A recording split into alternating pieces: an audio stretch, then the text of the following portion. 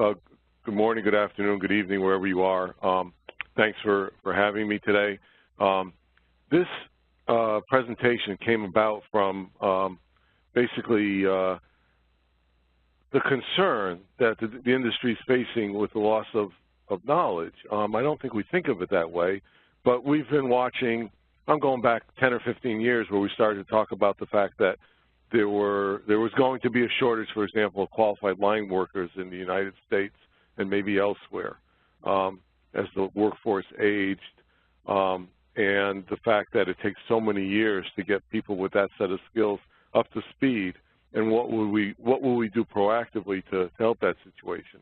And I think different utilities took different approaches, but to some extent it was addressed, and to some extent it wasn't addressed. I mean, it's a separate discussion for another time, but I think that's a similar challenge. And when we got into talking about the aging workforce in general across the utility industry, being a unique industry with people that stay in their jobs for a long time, spend a career in many cases, and though that's changed as pensions have changed and our competitive environment has changed, it's still pretty pervasive, especially compared to other industries.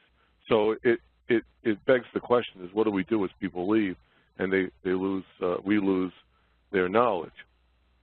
So sustaining that knowledge, there's a number of things we can do, succession planning and those challenges as organizations change, transitioning the collective knowledge. One thing you can do is save everything, and that becomes problematic when you try to find it, especially with the digital world, when we tend to do that. I mean, it doesn't cost much to save emails, but if you never clean out your email folders, then when you need something that you know you have, good luck trying to find it, right? So it becomes a challenge on a different front that way. And saving everything in terms of the knowledge that's accumulated in the company, in an organization, that becomes quite unwieldy as well. There's practical tactics for balancing new and experienced employees during a transition period. We'll talk a little bit about that. And then embracing retirement eligibility rates. We're seeing this bow wave of people who will be eligible to retire. We've seen some of it already. We can look at it as, banging our head against the wall, or we can look at it as an opportunity for a new way of doing business. And so I'll talk to that as well. So to a very large degree, this is change management. It's the ultimate exercise in change management, because every day we have a sea of change. It's all we ever talk about, how every aspect of our business has undergone quite a bit of change over the years. The competitive environment, going from regulated to unregulated, and the way things have changed that way. The fundamental price basis for different fuels makes certain things viable and certain things unviable. Environmental issues, all the regulation and so forth. Politics have changed. The environment in terms of severity of storms, attributing it to whatever you want to attribute it to, that's become challenging. And so, we're working at this for a long time, many of us, and we get tired of that evolution, especially if you're getting towards the end of your career. What people want to do at the end of their career is just finish their career without incident. We've talked about, I'm up on the East Coast in the U.S., and we're watching these hurricanes coming one after the other, through the Caribbean, Florida, and then eventually many of them make their way up the East Coast and cause us all kinds of havoc. And for all of us, no matter where you are, I think you'd be happy to finish your career with no more record-breaking storms, and we'd be happy for someone else to hold that record. And so this becomes difficult in dealing with people who are in that mode, right? So we move into a point where we're less receptive to change, and if that change is going to be somewhere at or after our retirement date, we start thinking that, well, this is somebody else's problem, so I'm not going to be as effective in dealing with that. And then change management and change in general is difficult. It's just human nature. We don't like change. So sustaining knowledge within an aging workforce, the succession planning challenges and so forth, there's a lot of best practices and rotational assignments. So over the past, we've seen rotational assignments in almost every organization that even starts to think about succession planning. But rotational assignments are often used for other things. They're an excuse to get rid of somebody sometimes. We can't fire him because we haven't documented how poorly he performs, so let's rotate him into something else where he's out of the way and he's not going to do any harm. And then we're kicking the can down the road. We can deal with that later. Cross-training is a good practice, but it's a commitment of resources at a time when you probably don't have them, and when the issue, it's like insurance. You're going to invest now, and you hopefully never use it, or if you do use it, it's quite some time later, and the immediacy and urgency isn't there. Routine coverage and other engagement of alternates. Okay, so I'm going to be on vacation for 2 weeks, and in my absence, Harry is going to cover for me. This is an opportunity for Harry to step into a role that he wouldn't ordinarily have, and it gives them a chance to develop a little bit. People can delegate assignments consciously for development. And in the end, what we really want to do is minimize what we often refer to as tribal knowledge or tacit knowledge. So we don't want people to have a great deal of knowledge that no one else has. It's great to have the expert in fill in the blank, whatever that item is, but that's not good planning if that's the only way that you can get that knowledge. Because when that person's absent or retired, it's gone. And there's the issue that we're going to talk to next. So how do we transition collective knowledge, what we've collected over the years, without all the extra data, having stuff that's not useful? So first off, let's define the two types of knowledge that we're going to talk to. There's explicit knowledge, and I've listed some things here on the screen, but it's like procedures.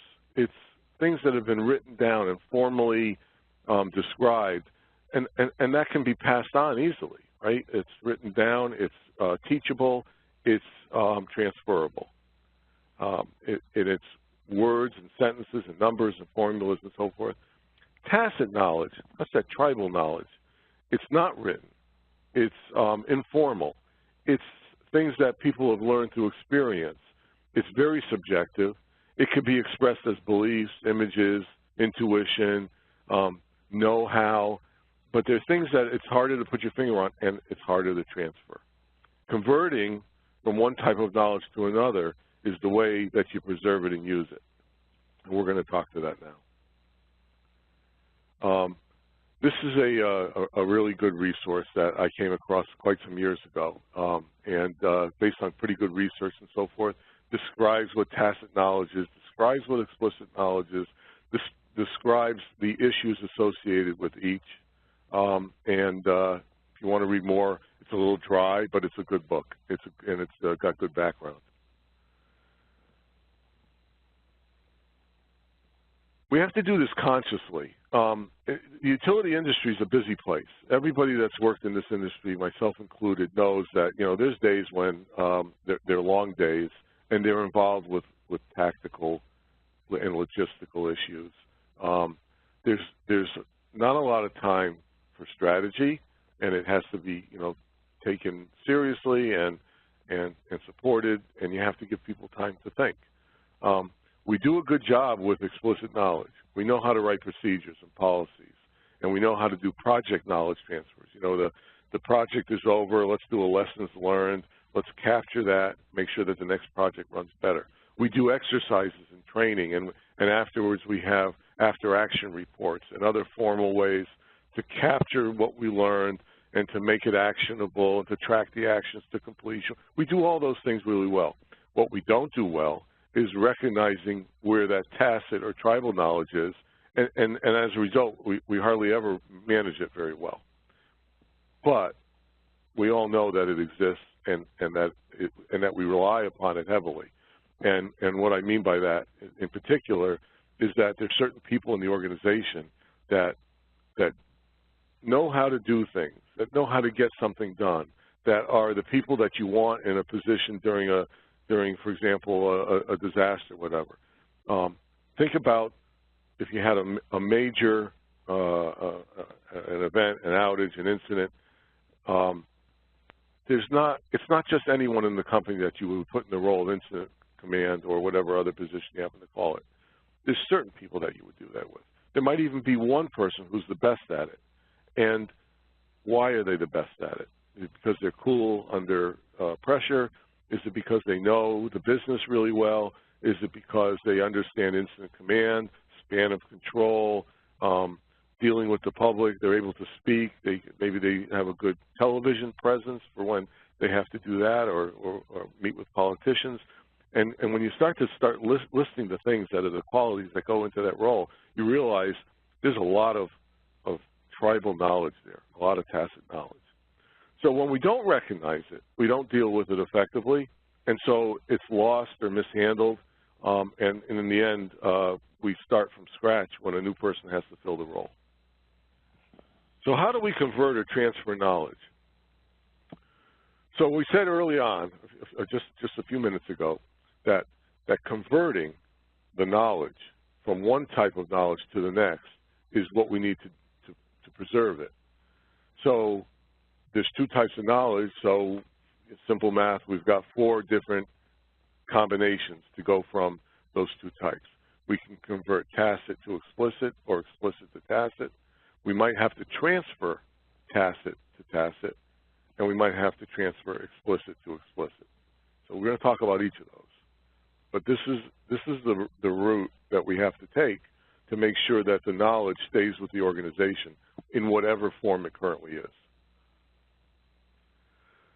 So converting tacit to explicit. So it's called externalization, and that's a term from the book that I talked about earlier, but it's widely used in academia. We don't really care in practice what it's called, but we just know that tacit knowledge is internal, and if you're going to share it, it has to be externalized.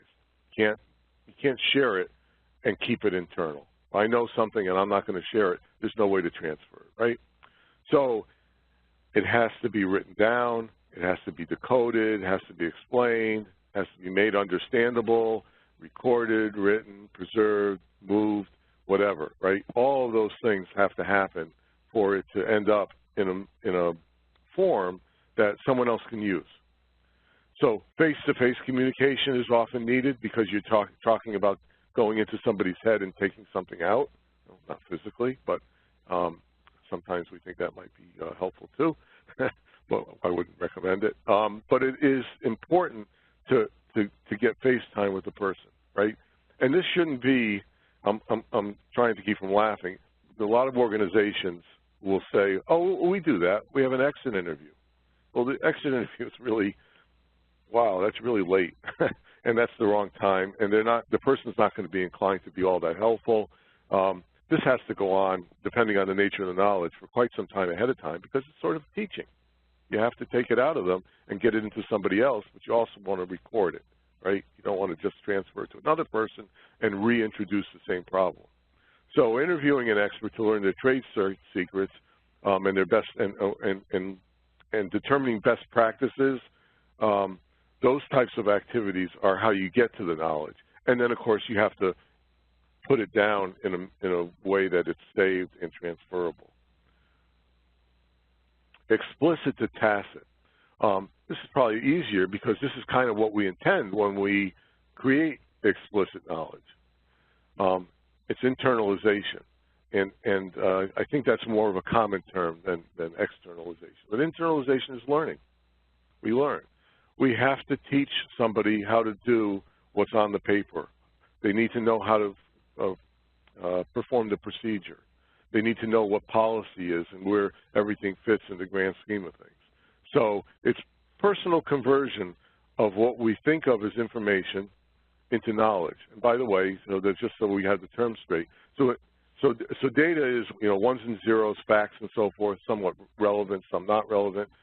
And information is useful data, and knowledge is information that we've put into use. We've internalized it and we use it.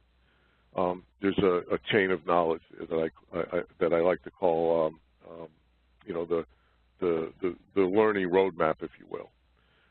It's experiential. Somehow, it has to be personally adopted into a form that's understood by whoever's going to be doing it. So you can hand somebody a procedure and say, this is what you're going to be doing, and they can read the procedure, and maybe that's enough. Maybe they can just go ahead and learn by doing with the procedure in hand. Or maybe they need somebody to do it while they watch, or maybe they need, you know, to follow the procedure, or maybe they need a little of both, a little hand-holding, but getting up to speed that way.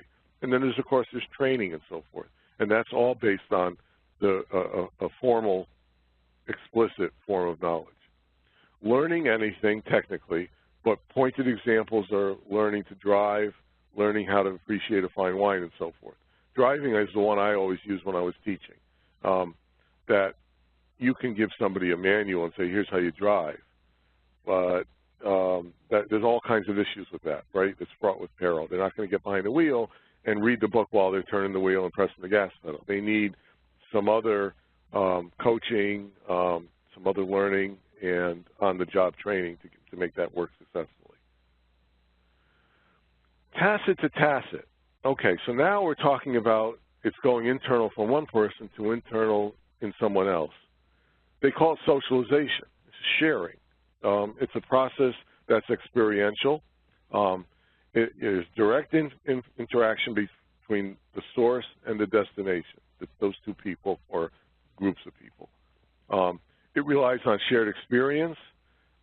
This is the type of thing where you have a group that goes through a storm or perhaps some other good or bad experience. A lot of times we look back on how we bonded with people when we worked long hours doing something you know, that had to be done, and we did a good job of it, but at the time it was a bad experience in terms of, you know, who wants to work 20-hour days and have to deal with, you know, millions of outages or whatever the issue is. So it's a shared experience, and it's a process that's between two or more people. And even on the job, it's let me show you how things get done here. That's an informal, hey, I'm going to give you some tips on how to navigate the politics and the unwritten processes of our company, that type of thing. And explicit to explicit is combination. It's basically, to a certain extent, it's very highly automated now, and it's relying on IT, on computers and so forth. Explicit knowledge is stored in documents and email and databases, so it can be transferred readily. And in this case, you might be forwarding it to other people or taking it and modifying it, combining it, and so forth, so that the new information is in hopefully a more useful form that people can use quickly. And so this is how procedures are created and disseminated. A lot of this formality for procedures is steeped in the nuclear background and in the nature of the really very dangerous work that people do to keep the lights on, because these systems have the potential to hurt people or kill them. And so we want procedures in place so that we always work safely and that we maintain reliability and we keep costs down and so forth. But in the end, you rely on those procedures to be complete and easy to understand, and that's where the explicit to explicit comes in.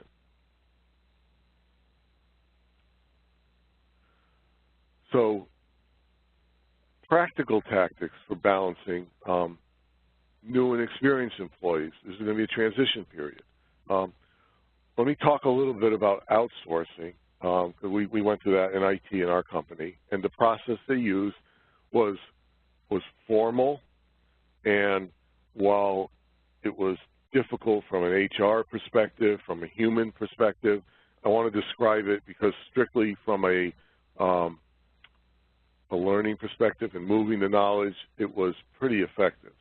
And basically, when they outsourced, you had a bunch of people in IT that were knew they were going to lose their jobs after some period of time, like a year, or year and a half, or 6 months, whatever, that kind of time frame, that order of magnitude. And so they were offered some kind of severance package for which they had a sign that they would stay with the company until the day that they were severed, and they would transfer their knowledge. And I'm using, my words from this presentation. Obviously, there was legal mumbo-jumbo in there, and that was important at that time. But essentially, they brought in people from the new outsourcing company who had to learn the jobs of the people that were in IT in-house. And to do that, they worked together for a long time. There's a process of transfer and so forth. But where it really became pointed was in the last few weeks, where it was sort of a check and balance, if you will. And essentially, if I was an employee who was being outsourced, I was going to lose my job, I sat in my cubicle with the person who was going to replace me, and I showed them what I do. And I allowed them to sit and watch me work for, say, 2 weeks or a month. And they got to see everything I do. And at the end of that period, we switched seats. And that person did my job, and I would sit behind them and watch over their shoulder and coach them where necessary, but otherwise confirm that you're doing it correctly. And at the end of that period, I get my severance package and leave. It's a harsh process, and it's probably an extreme example, but the logistics matter, and there's consequences to the way that you do this. So overlapping the start and end dates of someone who's coming in and someone who's leaving gives some potential for some tribal and tacit knowledge exchange. You have to be selective as to who's going to do the teaching, because especially if someone's leaving, we don't know why they're leaving. Not here, we don't. At the time, you might. It might be different reasons. But you do have people who are cynical and skeptical and may impart some negative aspects to the job, may actually sabotage it a little bit, maybe transfer some but not all the knowledge, or leave out key points or something. You can come up with all the examples that you want on your own. It doesn't take a lot of imagination. Engaging new employees to the extent possible, okay, as much as you can to encourage a questioning attitude, that results in a better transfer of knowledge, right? If they come in and they're comfortable asking questions, then as their transition process proceeds, they're more likely to have a rich transfer of knowledge than something superficial or with gaps. There's pain in the transition, as I just described. So forcing knowledge transfer is harsh. There's a lot of issues with it. Cannot be managed well, and it probably won't end well. The forced aspect of it is probably the part that's most difficult.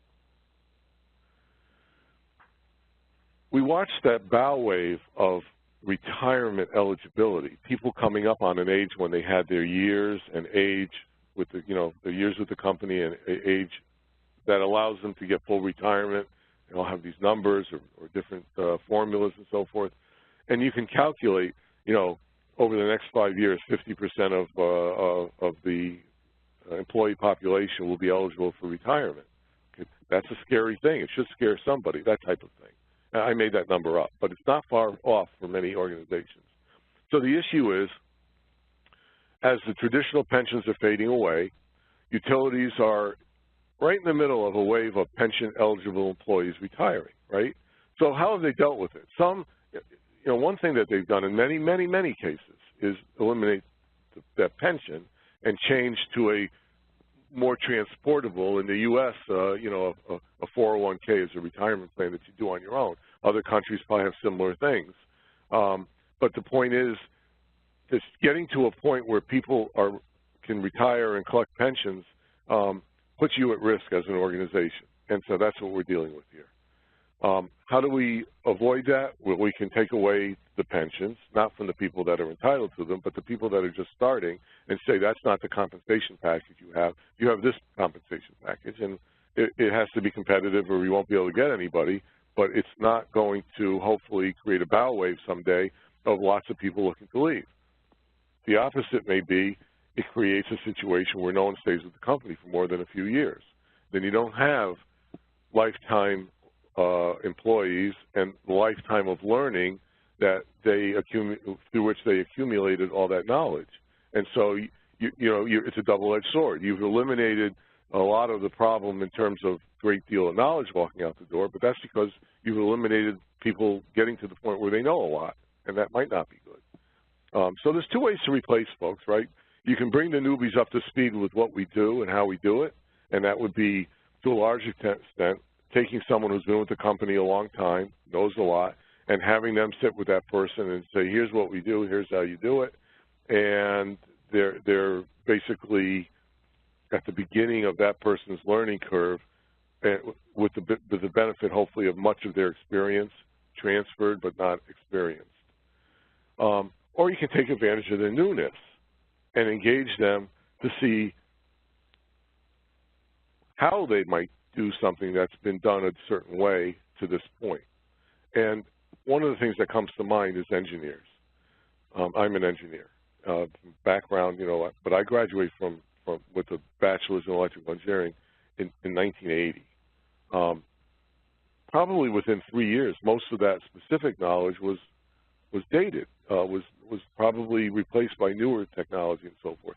And by being in the business all these years, in different businesses for myself, different companies and all, I've picked things up along the way that kept me current. But if you get off of that train and then you come back 3 years later, you may not have the knowledge to be able to start up again. So getting people that have come right out of school means, to some extent, you're getting people who have at least the basics of the latest knowledge. And that newness, it can be very good. There's been some cases where, I wish I had the details to this. It came up at some point during a conference, and someone had some information, and I just didn't save it properly, and I've lost it. But basically, they took a group of students and a group of software engineers in a large company. And the software engineers were met with the project manager and told, this is the project. We need to create some particular software functionality. And what do you think it'll take? And the estimates were, 6 to 9 months for the amount of work that it was to be done with, 3 or 4 people of this particular project. They did the same thing with a group of summer interns that they brought into a conference room, and they said, hey, for this summer, we have this project, and this is the software function that we want. What do you think it will take to do it? And keep in mind, these people are still in school, not even out of school yet, but I believe they were seniors in college, engineering students. And one of them came in, that was like on a Friday that they had the meeting, came in on Monday with basically workable software that did what it was they needed to do. It wasn't properly documented. It was probably spaghetti code and so forth. That newness, the ability to look at things differently and to think without the burden of experience, it can be refreshing. It could be a way to have advancements. You'll also repeat mistakes. So, things that people knew not to do, that those new people might do them again. So there's a win-lose combination there. But properly managed, it can advance the state of the art. It can advance the company's position on something, and you might come up with a best practice. If all you ever do is study best practices and emulate what others have already done, you'll never innovate, right? Because that basically can only get you as far as what everyone else has done. You could combine good practices and have a better practice, but in the end, you're still not innovating, right? It's a little different. So this is an opportunity to innovate. Less experience and knowledge than their predecessors. They're less likely to stay for decades. Part of that has to do with the economics of it, as I described, whether or not there's an economic incentive to stay a long time and so forth. But the other part of it is cultural. There's lots of books written, studies done on millennials and on Generation X, Generation Y, over the years, all these different processes and so forth. And they're not like us old folks, right? So it's a little different. We have to change as they enter the workforce in numbers, and I'm seeing that all the time where I work. You know, I'm the old guy now. I don't know what day it was that happened, but I've only started to notice it recently. Maybe others are in the same boat. The new folks are not bound by the way we always did it, and they have fresh ideas, fresh skills, and recent education, and they're probably energetic. They're eager to use their knowledge. They want to advance. They want to do something meaningful. There's a whole bunch of things behind that. I mentioned benchmarking and best practice. I went a little out of order, but if all you try to do is incorporate best practices, it's a very smart thing to do, but it gets you to a baseline from which you can improve. There's no reason not to do it. It gets you at least the state of the art, but it doesn't innovate. It doesn't move you ahead past that. And as an industry, you know, the innovation that we've done over the years has been somewhat collective. We tend to work together. We are competitive on many fronts, but in many ways, especially you know, the whole mutual aid circuit of helping each other out when things go awry, the industry moves together. A lot of good in that. There's a lot of momentum and inertia to overcome when you want to make a change, right? So sometimes we're driven by regulation, sometimes we're driven by environmental change, by fundamental change in the nature of threats. All kinds of things drive us. We tend to be reactive that way too. New people with new ideas can spark innovation. I think you know that, right? It's pretty straightforward. So we've had those environmental changes. You used a quote from Fargo. Weather events, you know, I didn't write this presentation today, but every day we're dealing with weather events. Some of them are bigger than things that we've seen in the past, but maybe that's always been the case. I don't know. Regulatory sea change, mergers, acquisitions, outsourcing, the technology keeps moving along. Even people that don't, you know, you think about IT. IT was, you know, the geeks in the back room. Maybe they're still there, but I haven't looked lately. But to a large extent, even our executives, people who come from accounting backgrounds, financial backgrounds, from the utility perspective and so forth, all of a sudden everybody's an expert on IT because they talk about, you know, put this on the cloud, we'll do this on the cloud. And, you know, you ask them, what's the cloud? Because it becomes the panacea. That's something that will solve all our problems. And it's a marketing term that reflects someone else's computer. And it saves money, and it relieves us of disaster recovery responsibility, whatever. It's like, oh, should be all kinds of alarms going off. Fact is, you're moving some knowledge out of the organization when you do that. It's not just data. It's also the ability to run the servers and to recover from a disaster. All of that is pretty complicated stuff, and yet everybody talks about it like it's a very simple thing. And maybe I'm making a big deal out of nothing, but I see some issues there that'll bite us at some point. Job markets and the economy and competition are constantly changing. They're all on cycles, and the cycles don't always line up. I talked about pensions, retirements, and benefit planning. The cost of health care is crippling many organizations' ability to have capital available for other things, right? So we're a very capital-intensive industry. Utilities borrow heavily and rely on recovering costs and so forth, spend now, get it back later when something bad happens.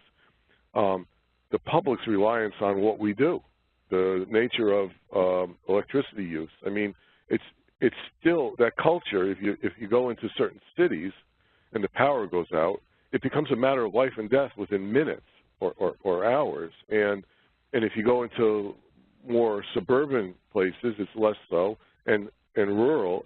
Next thing you know, people actually have generators and heat sources and sources of cooling and food, and they actually take care of themselves. And we're seeing less and less of that. It's almost a given that where it might have been 3 days, 10 years ago, maybe now you get a day or two where the folks that are home from school and work come out and bring you sodas and cookies while you're out in the field working for the first 3 days, and then on the fourth day they'll be throwing them at you because they want their power back. That reliance has changed a lot. The nature of threats has changed a lot. Don't need to cover that here. Politics has changed a lot. I guess it always does, but it's pretty wild the last few years. So it's substantial change, and it's ongoing. And when the ground moves and our surroundings change, if we just look at each other's processes as a way to respond, we're in trouble because we're not doing anything new. We're just looking to see what the other guy's done. We should share that information. We want to know what each other are doing. And I remember back 5, 6 years ago when we were dealing with the first wave of pandemic, which didn't turn out to be as virulent as they thought.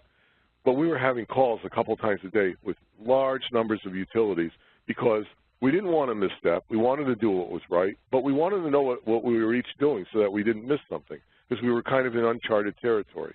That's a good process, and it's a good way for our industry to stick together and do the best we can for lots of different processes, not just dealing with the pandemic, for example. But it's not innovative. It's going to get you to a point where you're prudent and you're reasonable, but you're maybe missing out on the opportunity to advance things. So we don't want to anchor to the past. There's some good in that, but there's some bad in it. There's a change management process that I like to throw out. It's pretty common in the literature. It goes back 60, 70 years. The first thing you do is you create a common understanding of what's wrong with where we are right now. So there's a problem, and then you obviously have some vision of what it'll look like when it's fixed or improved, and then you have to facilitate people moving from the current state to the new state safely, because that will help them overcome that inertia, that resistance to change. So it's a straightforward 3-step. I've seen 10-step management processes. I've seen all kinds of books that have all different kinds of different approaches and so forth. But underneath it, there's always these 3 steps fundamentally supporting change. And you have to do these things, and if you skip one, you're going to fail. It's not going to work. And this is really a very simple way of expressing a very complex process. So a lot of the adaptations of this, where they have more steps, it's more granular, or has more specifics, there's still implementations of the same thing, my opinion, anyway.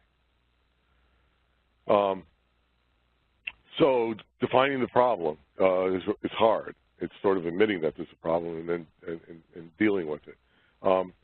That knowledge issue, it's a big problem, and I think we see it all the time, and it's going to get worse if we don't do anything about it. That's what I have. I'm going to let me see here. Okay. I'm going to try and get back to the screen that allows me to talk to Dr. Jones. Are you there? I'm here. Can you hear me? All right. Somebody's been listening. I'll be darned. Wouldn't surprise me a bit if, I got cut off 1 minute into it. No. Great. All right. Well, thank you very much, Dr. Goldberg. And I think you cover a lot of ground, and I want to jump straight into the Q&A here. And perhaps I will start by asking a question that is relevant to the recent events we've had in the U.S. with regards to hurricane. And can you talk about some of the challenges you see in terms of transfer, what I will call practical knowledge in the context of what happens when you're doing system restoration, for example, and you're bringing in a new set of workers? How do you do that kind of very complex knowledge transfer, which happens on a case-by-case basis? It's not a continuum of events. So how do you capture that knowledge and share it and transfer it and institutionalize it in the context of storm restoration, which is something that happens once or twice, or even sometimes it never happens until maybe once in a blue moon. So when it does happen, how do you transfer that knowledge and make sure it's there when you need it? So it's a great question, and it really underlies the whole issue. We, and I think most utilities have rigorous processes to maintain safety during a restoration, right? And so that's the first thing that you do is when the crews come in, you have safety briefings, and they may be anywhere from short period of time to hours long before they go in the field. And the biggest thing is that the crews that are coming in, whoever's going to be doing a job, that they're qualified for that job, so you have to know that, and they have a way to exchange credentials and so forth to ensure that people are qualified. And then the next thing is to convey to these new folks what the differences are between your system and their system, or your system and any system. The way that switching is controlled, or the way that the territory is divided up from a control perspective. And so a lot of times, in addition to that upfront briefing process and so forth, they'll also assign them to, you'll take all the crews from Connecticut and send them to Melbourne, Florida, for example, which is, I think that's where we were last week, so that they can all work together on a certain section to restore it, and you're not mixing the crews up willy-nilly to cause potential issues, because there are some differences in the way people talk or the way that they process the work. But in the end, there's a high reliance on the qualifications of the people coming in.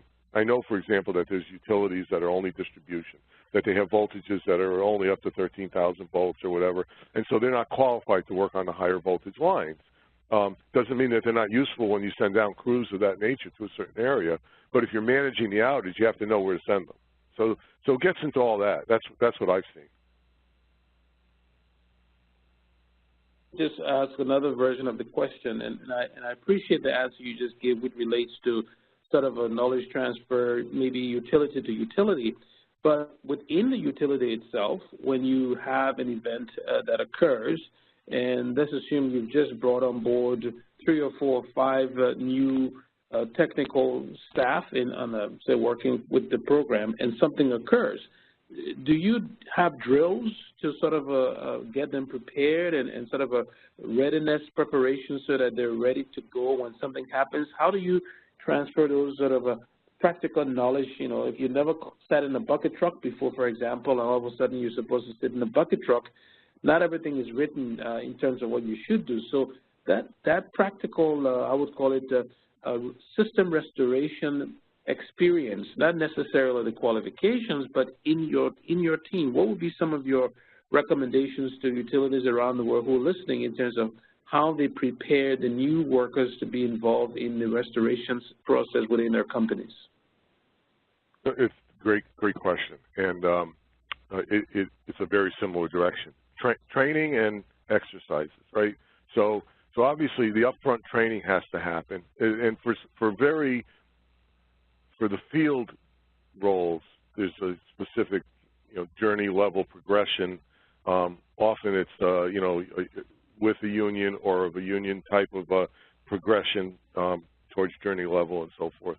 You have to spend years in the job doing it. There's a lot of on-the-job training, but it includes a lot of specific, going to take the procedure or other explicit knowledge, and you have to learn it. And then once you learn it, then we'll put you with somebody who can make sure that you apply it using that person's tacit knowledge. You get both, right? So that's the training aspect of it. And then exercises, I mean, utilities exercise a lot. We do twice a year functional exercises, and then we have that's just for electric distribution and transmission. And then we also do specific other exercises, things that would exercise our ability to do feeder rotation, our ability to do general restoration,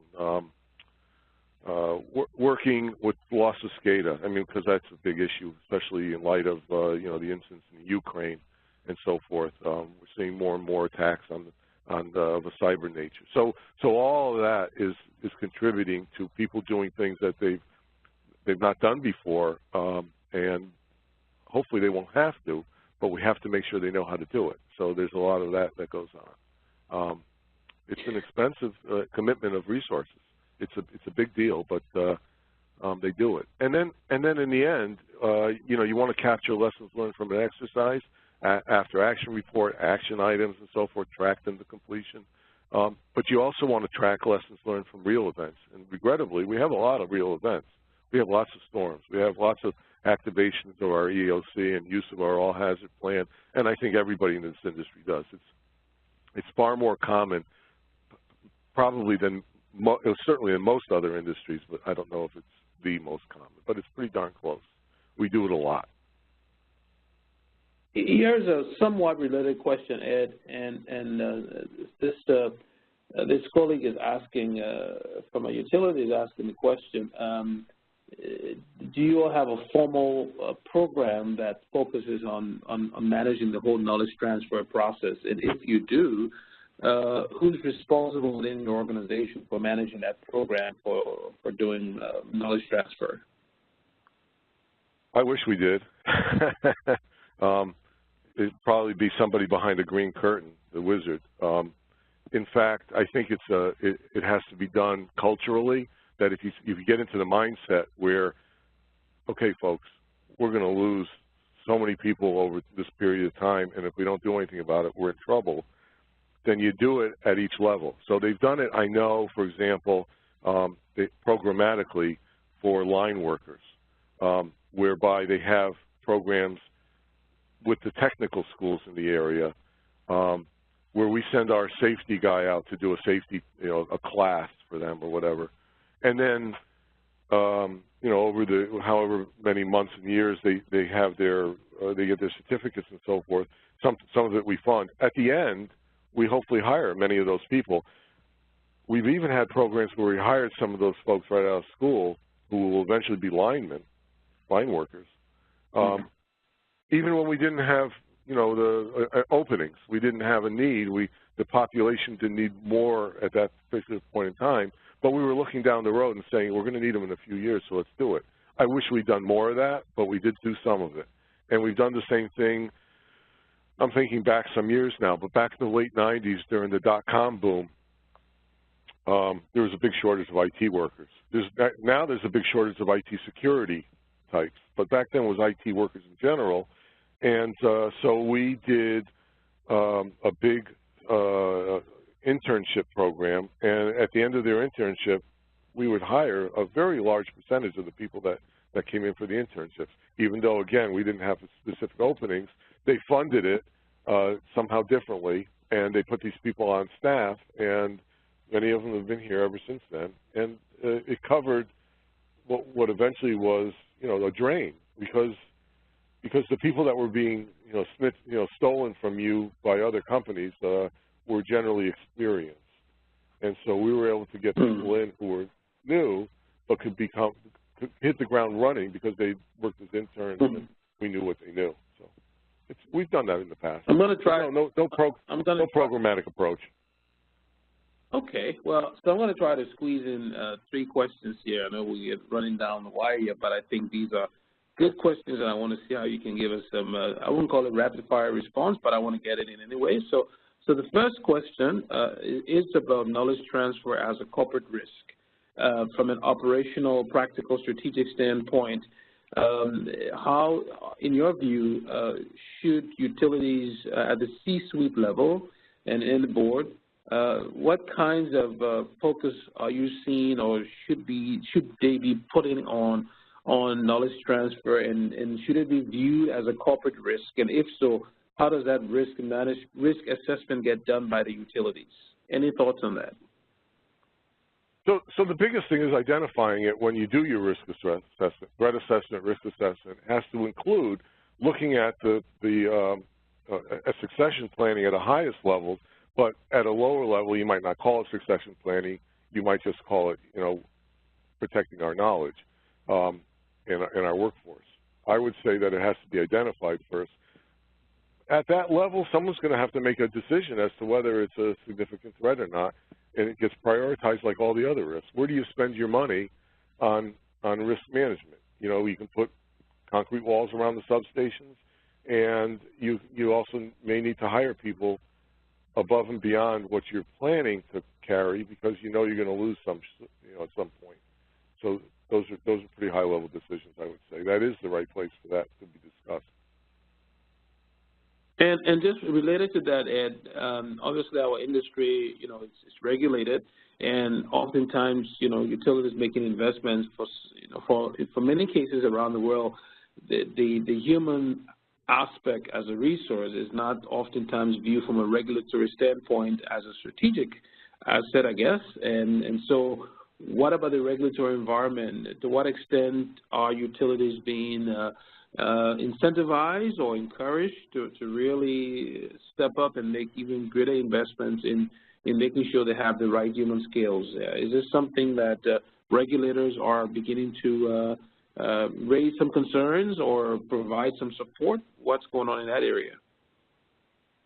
So the compliance issues, the regulatory perspective, there's a lot of you shall have procedures for this, that, and the other thing, and they have to exercise the procedures, and you have to show that you exercise. You get audited. Our CIP, Critical Infrastructure Protection program that comes from NERC is probably a great example of that, and a very high level of attention. It's expensive, but you don't have a choice about doing it. I mean, I guess the choice is you pay fines and eventually get in big trouble, but there's no choice there. On the other end, the hard part is where you spend money that you might not be able to recover right away. There's prudency and so forth. So if you're regulated, of course, if you're unregulated, then you make smart business decisions, one way or the other, and you own the results of that. But regulated, if you want to recover costs, you have to show prudency, right? And so you have to show that the staff that you have aligns with the work that you're doing, and that the work that you're doing is what needs to be done to satisfy the regulator. It isn't an easy call, and in fact, if you're looking at the next quarter's bottom line, so that the stock price is going to go up if you spend less, then that would speak to, we're just going to wait and let it happen to us, and then we'll deal with it then. So, there's that tug in both directions that someone at a strategic level has to make a call on that. I wouldn't say it's easy. Yeah. I got two more questions here that I want to squeeze in because I think it sort of gets to where we're going as an industry. The first one is about what I would call human-to-human knowledge transfer and human-to-machine or machine-to-human knowledge transfer. And that is because we're seeing more and more in the future artificial intelligence, intelligent devices being used to sort of operate the systems. And so any thoughts on how a framework for human-to-human knowledge transfer is something you've talked a lot about? What about machine-to-humans or humans-to-machine knowledge transfer? How do you see that evolving over the next couple of years? I've actually been talking and working over the last few years, on and off with the folks over at Brookhaven National Lab here. Great people, and anybody's interested, I can put you in touch with them. But this is just an example that I see of exactly what you've described.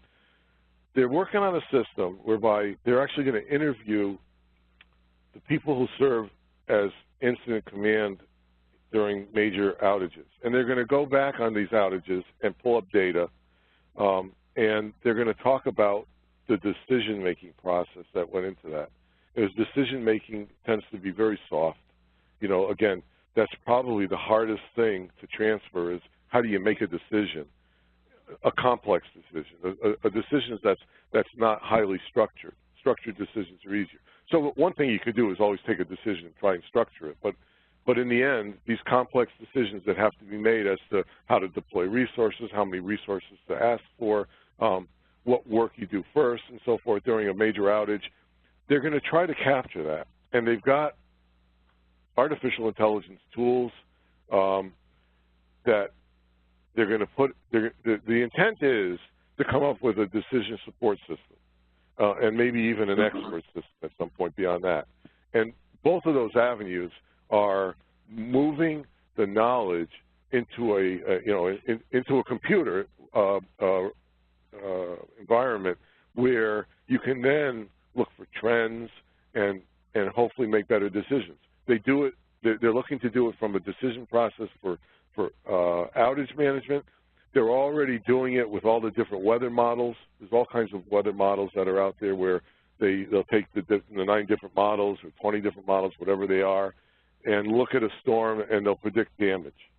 They'll be able to pinpoint pretty well how much damage there'll be in a certain area, what the nature of the damage will be, and so forth, what the probability is of a certain level of damage, not just what the winds are going to be, but what the consequences of the winds being that way are. So it's getting more and more sophisticated, and it is exactly what you described. It's a transfer from experience where people have been doing things a certain way, and they know what works and they know what doesn't, and moving that into a realm where a machine can help somebody do that. There's an advantage to that in that now you can put arguably less, I won't say less qualified, but less experienced people into a role, and they have a higher likelihood of success. So at a very complex task. So I see that moving pretty fast. And there's economic incentive for organizations to do that. Yeah. No, I mean, this is great. I mean, and the whole idea of what some is referring to as the mathematical corporation, where you're using big data analytics and you're using these sort of more sophisticated tools to do this analysis, I think is great. Well, let me just wrap up with one last question. Yeah, I know we're a bit over time, but I really want to get this question in. And briefly, if you could just say a few words about what is more and more being referred to as sort of the interdisciplinary knowledge transfer, where you, as opposed to transferring knowledge between individual to individual, you have the knowledge that's transferred from it's almost like a team, and that is because you're now seeing more and more cross-disciplinary functions within the utilities evolving, and that poses some challenge because it's now not just an engineer talking to an engineer, it's an engineer talking to perhaps a lawyer, or a lawyer talking to someone involved in corporate finance. So any thoughts on the notion of interdisciplinary knowledge transfer, and how should we see that, and how should that evolve going forward? I see a lot of it with different events that become complex. The most recent example I can think of is a data breach. So a data breach would, in the old days, would be an IT thing. Someone took some IT, hacked into our system, or an insider made some information available to people that they should not have made it available to. All those different scenarios that could cause a data breach. Now we're seeing big data breaches. They're crimes. They have all kinds of reasons behind them. It could be nation states trying to get into a control system, or it could be hackers that are looking for credit card information and social security numbers. We're seeing it all the time, big scale, right? Don't have to start listing all the companies. It's like who's who in world business. That process of dealing with a data breach isn't simple anymore. It involves communications, public relations, legal, human resources. It involves IT, obviously. It involves security.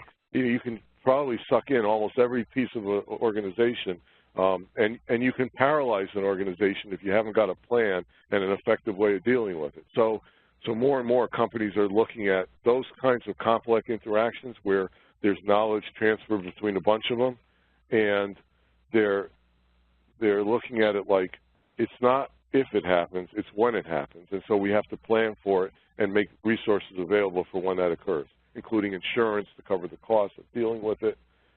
So that's just one example, but I think it's a good example of how, you're seeing a lot of different groups working together to learn what part they can take in solving a complex problem. The other place you see it often is project turnover. At the end of a project, there's a lot of different groups, cross-disciplinary, that make a project happen, especially large, complex projects. And at the end, those lessons learned are equally complex. And that teamwork is what makes that happen. Well, listen, Ed, thank you so much. I think we've covered a lot of grounds here. I mean, within the last hour, we've really looked at the state of the art in terms of some of the things being done. But then I think towards the end, it was good to get questions that allowed us to evolve looking forward in terms of how will this be done in the next 5, 10, 15, 20 years.